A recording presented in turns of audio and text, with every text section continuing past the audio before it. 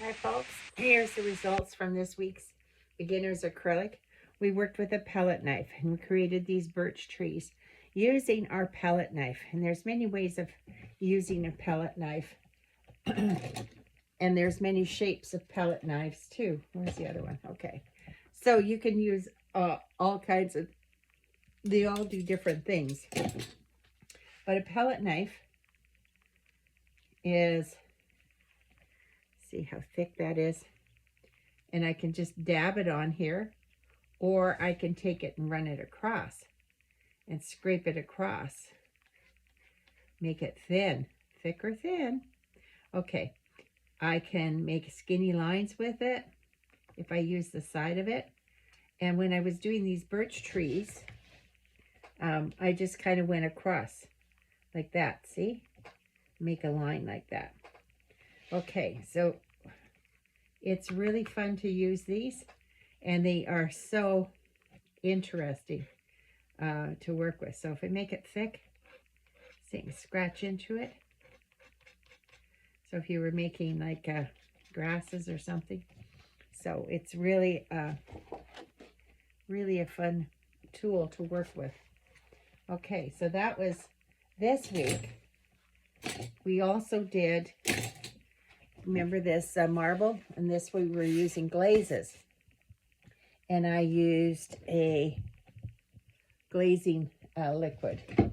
There's many different kinds of glazing things you can use, but that's a glazing liquid. So when you use gels compared to paste, gels are transparent, see-through. Now this week, unfortunately, I didn't get a chance to finish the next one because we were so busy with our palette knives, but they're really handy to try different things, the thick and thin, right? So thin, anything that's a gel medium will be transparent when it dries. And anything that's a paste, see how thick it is? And now it does mix well with your colors, but it's just to show you that you can't really see through them unless you scrape into it. Like this is molding paste. So I scraped into it, and I also did like a spongy thing with it. Okay, so using those different mediums will create different results. This week we are going to finish our last class, but we're going to we're going to paint this tree and the foliage. I'm going to show you how to do proper tree branches, and then we're going to use a sponge. We're going to cut a sponge up and use that to create our foliage.